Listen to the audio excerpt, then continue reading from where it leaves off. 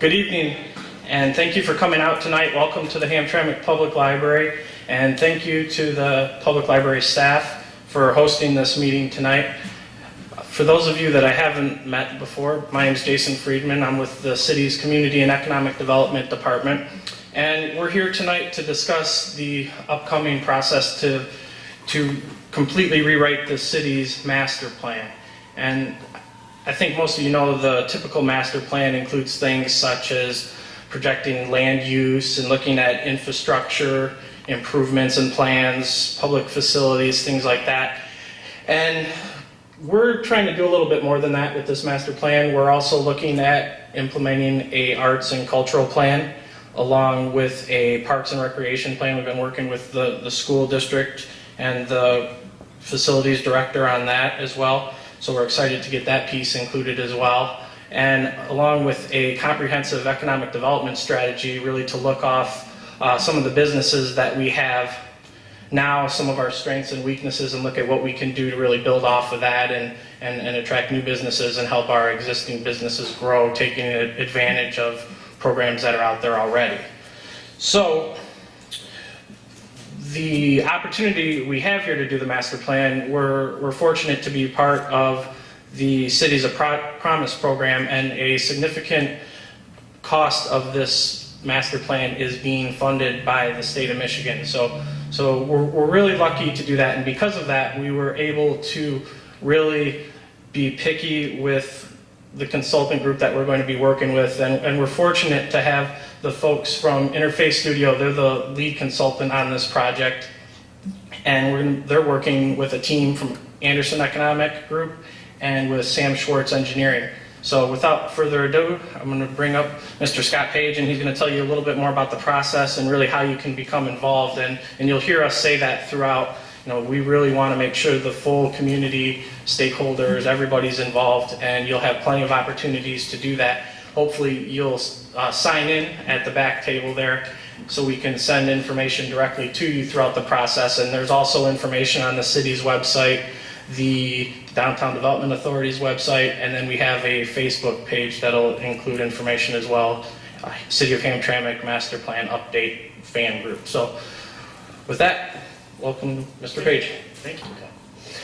So what we want to do is just give everyone an introduction as to what we're going to do in the process. We're just getting started. In fact, this is technically day one of the master plan. So we know very little about Hamtramck, admittedly, although we have been doing just a little bit of preparatory work for this meeting because we anticipate some questions, and we want to be able to talk with you and answer those questions that you might have. But I think one of the questions we always get whenever we do a master plan is why plan in the first place? And there's a number of different reasons. Our charge in doing a master plan is to set a clear agenda for change, investment, activities, not just 20 years from now, but also in the next year. And the simplest way I usually like to describe this is that the days of the federal government or big government agencies lording over cities and determining where everything should go are long past. Every city that we work in has government agencies who have funding from different sources, who have objectives and priorities. There are churches that have their own objectives and priorities. There are foundations that have priorities. There are social service agencies, community groups, and the list goes on, banks included. So there are a number of different organizations. They all have their own objectives. And one of the best things that a master plan can do is begin to organize all of those varying ideas on what should happen in a city into one clear plan of action. Because when you can show that you're spending money, whether it's a church group or a city agency, in the same place that other agencies have the exact same intent, even if they're looking at funding different things, you have a better chance at getting money. And ultimately, what we hope out of a master plan is that it raises lots of money. So we can't do a master plan that just expects the city to step in and implement it. There are a lot of different people that have to step in and help implement master plans, everyone from community groups to foundations. So there's a lot of money out there, and if you don't have a master plan, you're missing out on money. And that money is good for all types of things, whether it's infrastructure, community improvements, you name it, but that's what we want to identify during the master plan process. So that's the most important reason why we plan. And I tell you, just about everyone that looks at funding, whether it's a streetscape, or it's a park, or it's a community garden, they will ask whoever's applying for that funding, are you consistent with your master plan, and has that master plan been done recently? If you can say yes to both of those, you move a lot higher in that list of those that are able to get funding. So why we're here today is to just kick off the process. Again, we haven't really done very much. We just want to introduce ourselves. If you see us walking or driving around Hamtramck, stop, give us advice, tell us what to go see. In fact, Leah Murphy and Stacy Chen from my office, they've been here since Thursday, driving around the entire city. So if you saw a car that said land survey on the back, they put like a little colored piece of paper on the back so no one would yell at them. That's what they've been doing, driving around the city, looking at every single property in Hamtramck. Is it residential? Is it a store? If it's a store, what kind of store? What condition is the building in? We're trying to get all of that base information because a really good master plan is also based on good data. Go ahead, Stacey. So who are we? We're a three-person team. Well, not a three-person team, a three-firm team. Interface Studio, we're based out of Philadelphia. We've done master plans in a number of different cities, both in Philadelphia and across the country. We had recently finished some work in Chicago for the Wicker Park neighborhood, and I know from, I think Jason, who actually shared the Utne Reader article in the 90s that talked about how Hamtramck is one of the funkiest cities, neighborhoods in the country. Wicker Park was also on that list. So we've worked in a lot of different communities that share different aspects of what we're seeing in Hamtramck. As I already introduced, Leah Murphy will be the project director for this. Stacy Chen's the urban designer on this project. But we're also working with Sam Schwartz Engineering. This is Mark Delaverne. They have offices in New York, Chicago, and Windsor, right? It is Windsor, right? Okay. They'll be looking at transportation issues in Hamtramck, and they've become one of the nation's leaders in doing bicycle planning, improving streets so that people can walk in them and feel safe. We know that there's a Safe Routes to School grant in Hamtramck. That's an excellent type of initiative, and Sam Schwartz Engineering will be looking at those types of things in Hamtramck and looking for ways for us to improve the transportation infrastructure. Now we're also working with Anderson Economic Group. This is Scott Watkins. They do economic development strategies across Michigan and beyond. So they'll be in charge of looking at jobs, economic development in the city, small business. He'll talk a little bit more with you about that later. So before we get too much into the process of what we're going to do, I'm going to go through something very, very quickly, and I always take a risk at doing this because, again, we haven't really done very much. But we're going to share with you what we think is unique about Hamtramck as outsiders. So just a little bit of context here. As you begin to think, when we looked at Hamtramck and we were pursuing this job through the city's request for proposals, we started to recognize just how unique Hamtramck is despite its size. Long, rich history, which I had intended on talking a little bit about tonight, but after talking with Greg today, I realized I'm nowhere near equipped to talk about the history of Hamtramck. So I'm going to study up with him, and the next time I come and present the analysis, I will have a better sense of the history. So, Greg, I'm going to be looking for some help. Thank you. But in terms of history, we all know it's been turbulent. There's been a lot of change in Hamtramck. There's been change in a lot of cities, but Hamtramck has certainly felt it. And I know that there's been a lot of concern about that change over time. But let's talk about just some very broad trends. If you look at census, and we did a 10-minute look at what census data would tell us, dating back from 1950. And you say, yes, Hamtramck, like a lot of cities, lost population, but you also gained population in the 90s. And I'm sure that's something that you've heard time and time again. It's one of the few cities that have gained some population. And in part, that's due to the rapid influx of new immigrants. So you've got a large number of foreign-born residents in Hamtramck, which is an opportunity but also a challenge in terms of looking at social services and the types of things that new immigrants need to feel comfortable in the community that they're moving to. But it's also important to recognize how rapidly some of this change has been. All these little suitcases, that's 1965 on this side, that's 2000 on the far right. You can see how the diversity in terms of how the census measures it, has rapidly increased over the last 15 years. So it's also something that we recognize as being very unique to the city. And all of this has implications for how the city feels. We've lost housing units in Hamtramck, as has Detroit. Wayne County has actually gained housing units. There's no surprise there.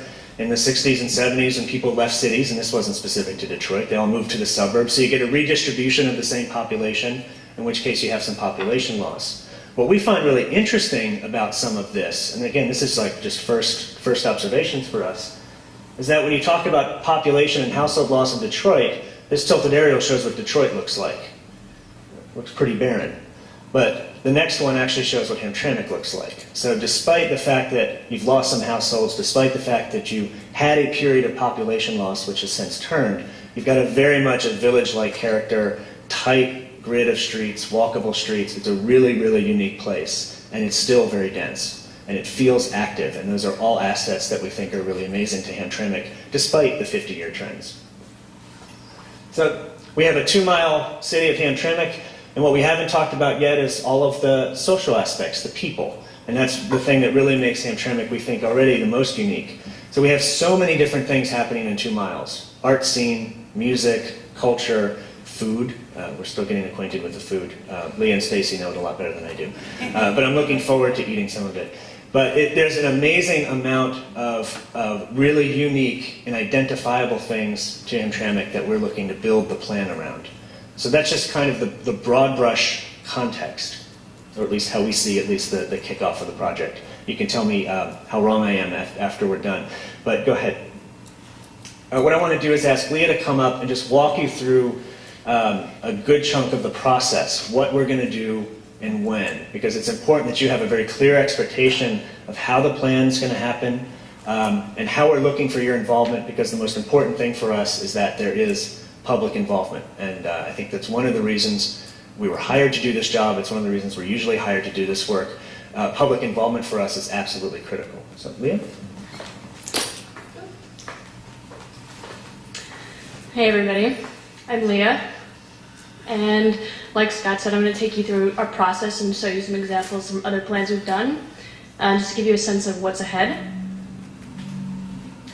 So in general, sort of phase 1 of this project for us is the public outreach, which is what we're doing right now, kind of putting ourselves out there, giving you guys a sense of how we work, and making it a very transparent process, and making sure you know how you can participate, and giving you outlets for that participation.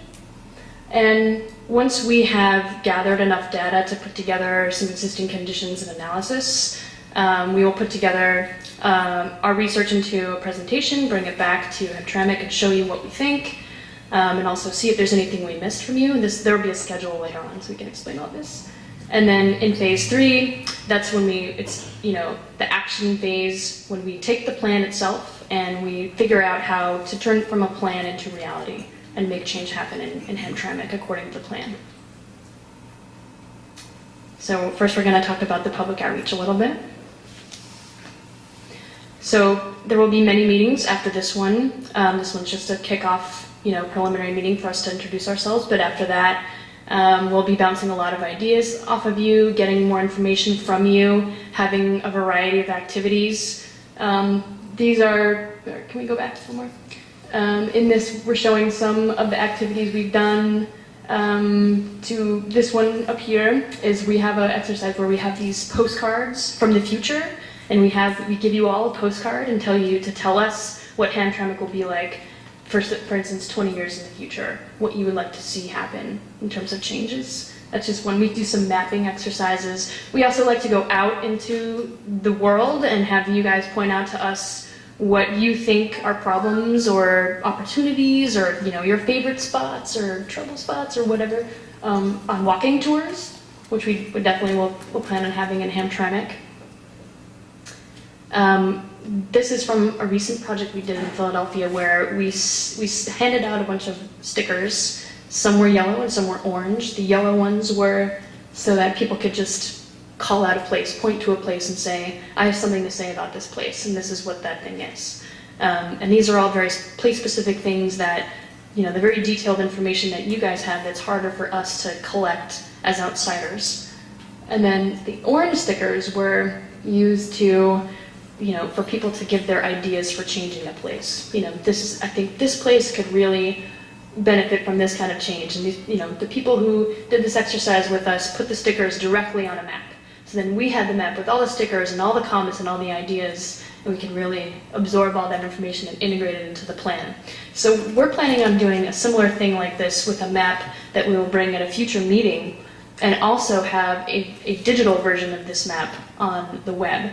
And we know that web access is not universal in Hamtramck. There are a lot of the community doesn't really use the internet that much, so we know that it's important to have a mapping and other public input channels available to everyone at all times in Hamtramck, so we're working on that. But this was the most recent online map that we did in Philadelphia. It was only a 3-block stretch, but the online map was viewed over 5,400 times. So we think that for the portion of the population that can access the web, this can be a really powerful tool for us to get information. Is that interactive? Like, do people have the ability to add to those comments to interact with them? Yeah. So it's basically the same exercise that you'd be able to do with the stickers, but you take the icon on the internet, plop it right down on the Google map, write your comment or your idea right in the map. So this is another exercise we've done a few times where we pick, important areas in the city. Like maybe we would pick Knip and Campo and say, what's your vision for this intersection, this major intersection in the city? How would you change it? How can it be better? What can we put in the plan to improve it? And have people write directly on the poster their ideas for improving it. This is another exercise we like to do where we give everyone play money, and you have basically giving yourself a budget. You have a $100 bill, a $50 bill, a $20 bill, a $10 bill, and so on. And you can put your $100 bill next to this, this idea, like maybe improving parks, or maybe that's the most important thing to you. And you have your $50 bill, and maybe the next important thing to you is repaving the streets. So that's one way for us to get a sense of what the priority should be once we have already put out a certain array of choices based on our existing conditions analysis. Once we have a solid sense of what the community needs, we need to hear from you what's the most important to you. So in terms of scheduling, we are now here at the kickoff meeting in September, and we're getting all the background information and also getting some gossip, which has been fun, getting to know some people in Hamtramck and checking everything out. And we'll be back probably in November, which would be the Public Forum 1, which is where we would have a solid sense of where the research has taken us. We bounce it off of you guys, and hopefully more people by that time will be engaged as well. And you could tell us if we're missing anything. Maybe you should go back and check out the spot, or make sure we have it all in there. And then we'll come back in January for a second public forum, and by that time we'll have an early sense of some recommendations. So you can see what we have, going as far as developing the plan itself and what it aims to change in Hamtramck. And then in the spring we'll be finalizing the plan and coming up with implementation strategies to turn the plan into reality, like I said, and making change happen from the plan. And so now we're going to go through some of the things, what is the plan anyway? What's in the plan? How can it help us? So this is going to give you a general sense of what our analysis and recommendations will cover. So Stacy and I have been driving around in the car, and I hope we didn't antagonize too many of you by blocking the road continuously, but we've been collecting land use data, vacancy data, and building condition data. We're putting it all in the computer. When we go back to Philadelphia, we'll generate a series of maps. One map will show all the land uses in Hamtramck. Another map will show all the building conditions and all of the vacancy in the city. And this will really help us to form a solid understanding of the different parts of the city, what parts of the city need help more, how are the land uses distributed, and so on. And we'll use that information to help us form recommendations for how it should be changed, whether it's housing or commercial corridors. You have a lot of areas in the city where the neighborhood runs up against infrastructure and industrial uses, and that's maybe not the best relationship, and maybe that's something that we would address in the plan. but just analyzing those kinds of relationships of land uses and so on. We would also look at zoning and the regulatory environment, and we've already heard some people have given us some feedback about the zoning and how in some ways it could be better, and this is something that will definitely be included in the plan. This is from the internet. I saw this picture before we had our first interview, and this is definitely an indicator of stormwater management problems. There's lots of ways to address that, and not just, a very, ripping up the streets and putting new pipes underground. And there's a lot of ways that we can deal with stormwater management, improve stormwater management above ground by using things like rain gardens and bioswales and things that look really nice above the street.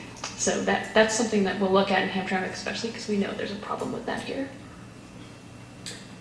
Things like tree plantings, tree coverage, the canopy, and just all of the environmental aspects of Hamtramck. We've noticed that it is like a pretty hardscaped kind of area. There are some trees, but other streets are really lacking in trees, and that can be a big problem with storm management because there's nothing to absorb the water. It all goes into the drain, and then you have overflows and rain events. So we'll look at all of those aspects.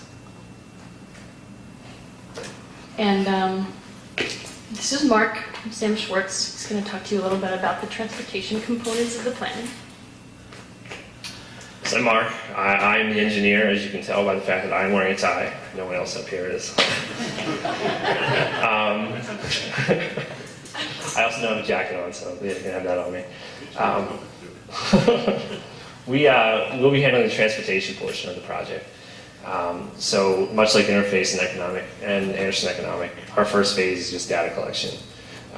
It'll be us getting out, making traffic counts, doing some field survey work, getting plans from the city, from the county to see what else is going on, but to allow us to have a real strong base foundation of what transportation is in Hamtramck, what the existing issues are, and what the opportunities and challenges are as we start to move along. So when we have all this data, we combine that with all the input we get through the public outreach. The next step is developing recommendations. And one of the aspects that when we saw the RFP was because Hamtramck is so walkable, and that's one of the things that really makes it unique, not only in the Detroit area, but all of Michigan, is that it's a very walkable city. And you don't see that a lot in the Detroit area. So when we do these plans, we stress a balanced street network. We're not a firm that comes in and says we need to build more interstates.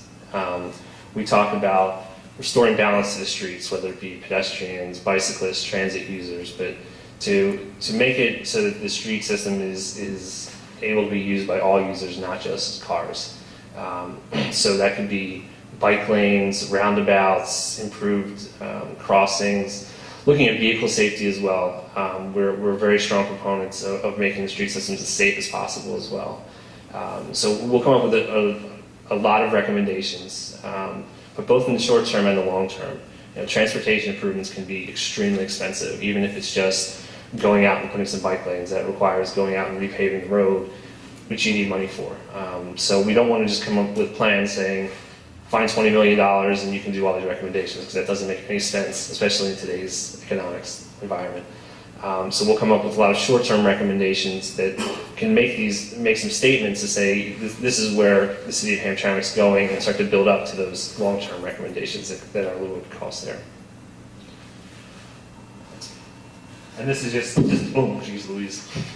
This is just an example of some of the work that we've worked with in Interface. This is the Wicker Park neighborhood that Scott had mentioned earlier, and just showing it's a very bikeable neighborhood, but this is enhancing the neighborhood, such as this is a very walkable neighborhood, but there are opportunities to enhance the walkable neighborhood and to really strengthen the identity of Hamtramck as a walkable community. That's it for me. All right, on to the Sustainable Economic Development Plan portion of the master plan, which is fairly unique to have incorporated into a master plan. 99, maybe 95% of the time a master plan will be strictly land use oriented. How do we want the city to look in coming years in terms of what goes where.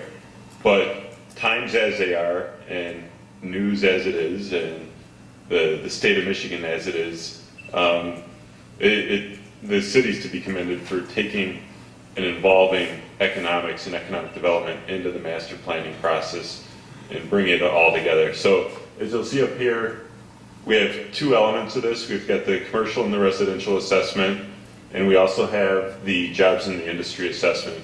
The commercial and the residential, you've heard a little bit about some of the information that's already being collected in that in terms of looking at land uses throughout the community, residential uses, conditions of buildings and of existing inventories, vacancy rates, types of businesses, where they're located.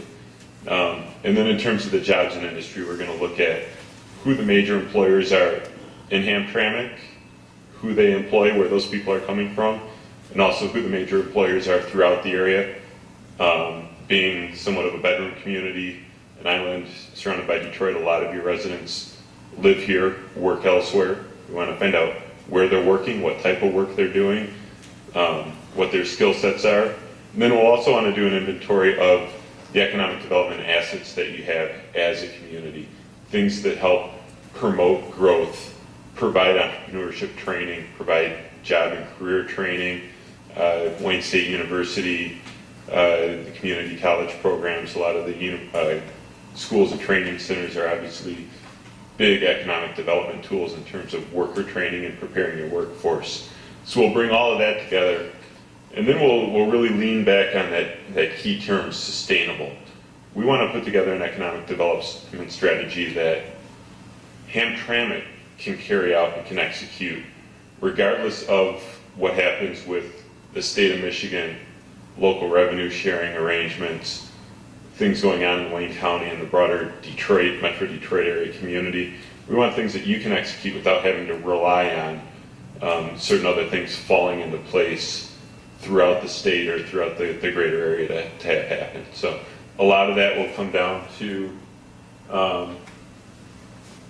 let's see if this one, we did this one. A lot of this will come down to the small business community and the entrepreneurship. You have a vibrant small business community. You have a lot of new businesses coming in, operating. At the same time, you also have a lot that don't stay in business very long. So we'll be looking at opportunities to help promote not only that spirit of entrepreneurism, but a lot of times an entrepreneur is somebody who loves what they do and they love the craft, they love what they make or cook or whatever else, but they don't have that business into it, and that's why they come and they go. So programs that can help provide that assistance on the business end can go a long way towards providing more sustainable small business community within Hamtramck. If you can keep those small businesses around and let them grow, you look at the history of Michigan and you look at Dow, Kellogg, Ford, these are all huge companies today that we've come to rely on, and they all started right here in Michigan. They're all kind of that entrepreneurial spirit, and we didn't get to be the state that we are, and you didn't get to be the community that you are by going out and chasing smokestacks and trying to bring in the next big industrial user. That economic model is yesterday. You certainly have a lot of industrial opportunities and uses, and keeping those going are an important piece of the puzzle.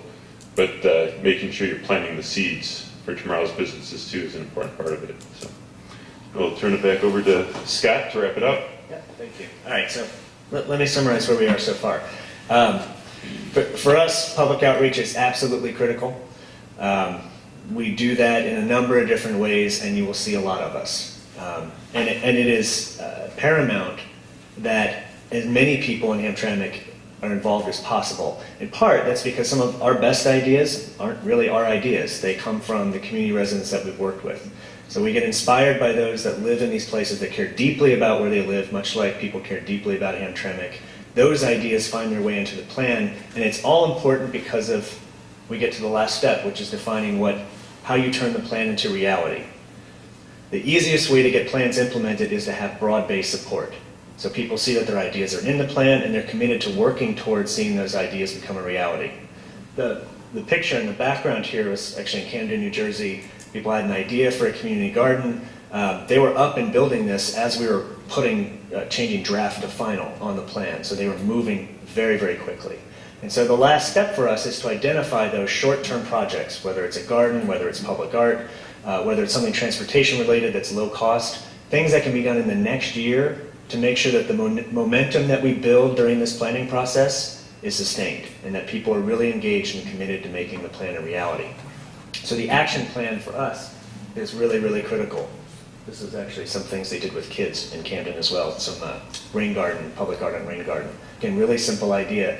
You can go for it. But the point here, and to get back to the funding issue, we have done plans for cities that once we've been done, it raised a significant amount of money because community residents, in some cases community development corporations, or church organizations applied for foundation dollars. So pictures of this work here. Some of that resulted in a $1.4 million grant from the Home Depot Foundation that went directly to a neighborhood in Philadelphia once the plan was done. This is all because volunteers were out there working to make sure that the plan was moving forward. So for us, that's what it's all about. We are not in the business of creating plans that are going to sit around. It's not important to us, and frankly, I can't stand up here in the next city that we work in and start touting how good we are if things don't happen here. So we're very, very committed to making sure that the plan is moving forward in a number of different ways and that money is being raised. So basically what we wanted to do was just kind of open up the floor at this point. We've given you a sense of, actually, oh yeah, I forgot I had that there. Yeah, it was a $1 million foundation grant from Home Depot. There was some other money that went into the same neighborhood. But I wanted to open up the floor a little bit. You have a sense of our process. I want to make sure that everyone knows we're very, very accessible. I have cards. Leah has cards. Stacy, did you bring cards? Yeah, we all have cards. As do Mark and Scott. They're much better about that than we are. Please take cards from us. Certainly grab us after the meeting, ask us questions, send us thoughts, information, anything that you have. The information that we collect is data, but a lot of hard data, but it's also information that we'll get from you in talking to you and working with different groups in the city. So we have a couple questions. You don't have to follow these guidelines for questions, as they're not required. But basically, just to kind of get started, and I'm sure you have broader questions about what it is we're doing.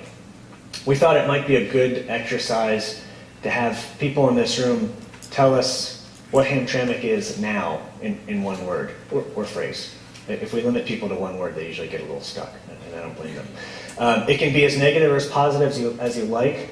But oftentimes when we've gotten responses to this question, it's actually quite helpful for us to get a sense of what people value or have issues with about the place that they live. And then the other question is, what's the most important thing for you? How did I phrase this? What's the most important to you for the future of Hamtramck? So it's also starting to get a sense at your priorities. This is all about what you want. So what is it that you'd like to see in Hamtramck? And I know I asked this question to a couple people here that I had the privilege to interview today. So I'm going to open up the floor to questions. I hope that you'll sort of think about this and give me some answers as well, but we're open at this point. So, anyone have a question or an answer to one of these? Oh. Sir? I have a number of questions, but one of the things that I'm kind of concerned with in terms of the master planning is that it seemed to have boxed in everything into the Hamtramck borders and Hamtramck per se, but yet Hamtramck, and I want to say Hamtramck in terms of phrase, is probably one of the largest fraternities in the state of Michigan. And why I say fraternities, because so many people identify with Hamtramck one way or the other, whether they live here, work here, been here, went to school, whatever the case may be. It's just that type of a allegiance, if you want to call it. We also have, and always have been, so much affected by Detroit, big time, business-wise. I, having been in the retail business, knew that 85% of my business in Hamtramck came from outside, primarily Detroit. And that's basically what it is right now. We have a significant overlap of communities in Hamtramck. South end of Hamtramck, the east and north end of Hamtramck, as well as the west end. We've got significant overlapping communities that are part of the Detroit Hamtramck community. And that's a consideration that really has to be considered in your master planning. And again, we're talking not only diversity and cultural divisions and things of that nature. I want to say that Hamtramck has always been a non-conforming city.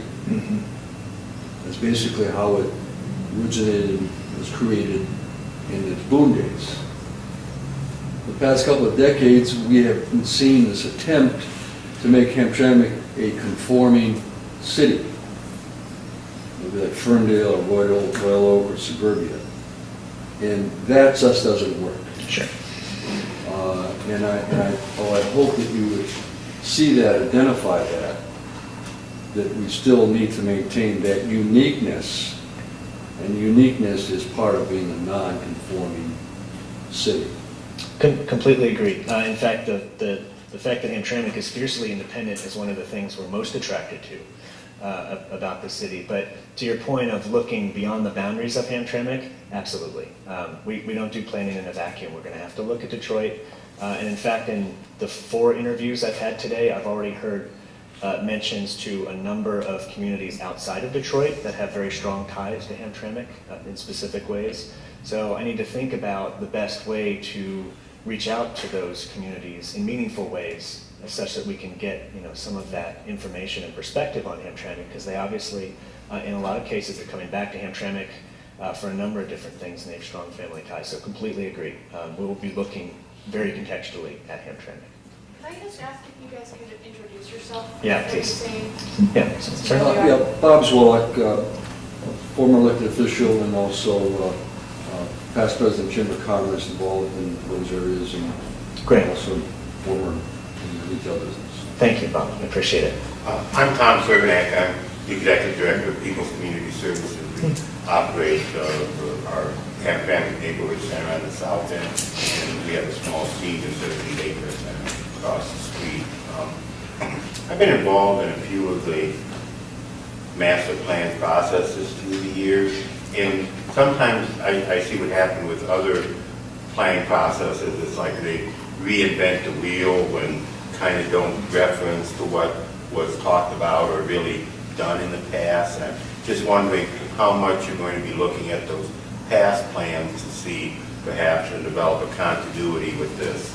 We were sent a stack of past plans. There's the master plan from 1999. There was a downtown economic study from 2001 or 2. There's the arts and cultural plan that's out, parks and recreation plan, a couple others. We are looking at all of those because the way that we think of planning is, if you think about it as it's the next link in a chain. So we can't just start from scratch. We have to recognize the planning that's been done before, and then also ask questions about what didn't happen with those plans. What were the barriers so that we don't fall in maybe to some of those traps? So I think the idea is that we are building on the work from the past. There will be new ideas coming out of this, I think in large part because we're very committed to integrating the ideas of the people in the community. How will you integrate the infrastructure into the plans? For instance, we have sewer lines that are collapsing and forming sinkholes. We have bursting water pipes, and dozens of those a year. The Edison lines are all overhead, so when there are storms, they fall, they break, and they look ugly in the city. And are you looking at those Yes. parts? What was her name? I'm sorry. Greg Kirchner. I'm a local business. Greg Kirchner. Okay. Yes, absolutely. We'll be looking at infrastructure. It's a big piece of all of the plans that we do, particularly water and sewer. Leah mentioned stormwater management. And there's a lot of federal funds out there for different approaches to stormwater management, which is something we've been successful with in the past. So yes, we're going to be talking with Public Works and others that know more about that issue in Hamtramck, but also asking people that live in the neighborhoods, what are you seeing? I mean, this is an opportunity to tell us what concerns you as well. I'm Heather Martin, and you guys talked a lot about the bike routes. These are our parks, and I went to their meeting, and they have a beautiful plan, and it's supposed to tie into Main State to the undercut. Are you guys familiar with that at all? I don't know if someone has a schedule. I should just show you the schedule. We have 26 interviews set up over the next 4 days, and they're one of them. So we're talking to both organizations like Preserve Our Parks, as well as city agencies, as well as community groups, social service agencies. So yeah, absolutely. Well, I know of them. I don't know a lot about them yet, but we will soon know a lot about them, and Mark will make sure that he's well versed in all things bicycle and Hamtramck. Okay. Kazimir, long-time resident, I work for a local financial institution in Hamtramck. I'm also a board member for People's Community Service in Hamtramck. Okay. If I have to describe Hamtramck in one word, I'll say potential. What I urge you guys to do is go visit our building at People's Community Service. It has an artwork inside one of the rooms. You guys will get a better understanding how the community has evolved. Is this the historic mural? Yeah. Yeah, Jason was telling me about that. Yeah. That sounds nice. And you guys will get an understanding how the community has evolved. Be mindful of the rich tradition this city has. And I think this city is very unique in the sense that this is probably the only city in the world that has a statue of the Pope. It has about 9 to 10 mosques, and don't hold me on the count, and so many churches. So this place is very unique, and be mindful of that. And I'm sure other people will tell you that too. Thank you. Other questions? We're getting off easy. Can I get someone to throw out a couple words? Hamtramck today, besides potential? Quaint, Quaint? I like that. uninterested, unyuppified. Unyuppified? Okay.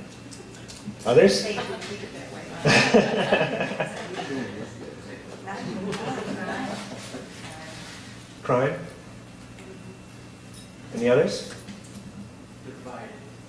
Divided. We are divisive. Let's see, it's rolling now. Any others? I used to teach. I will call on people. But it is a very large party community also. Partying? You gotta remember that. Yeah, I forget who I was talking to today. It said at some point there was over 200. Oh, that was you, Greg. Over like 200 bars here at some point, at least. I'm operating at one time. I think that made it to the Guinness Book of World Records. I don't think it did. Per capita. Per capita, right? Per capita, I mean. And one of the things we'll be doing during this process are smaller group meetings, focus group meetings, where we'll meet with a group of artists, meet with a group that are working in social services, a group of business owners. We're going to ask these kinds of questions as well, and then I will call on you. But I want to make sure that we're getting as much input as possible. Sir? Well, one of the things about Hamtramck is that physically, a lot of it, I mean, the housing stock, I'd say probably guessing 90% of it was probably built before 1930 here. And you've got things that are throwbacks, like alleys. You know, most people, houses that have garages, you get to them by driving down an alley.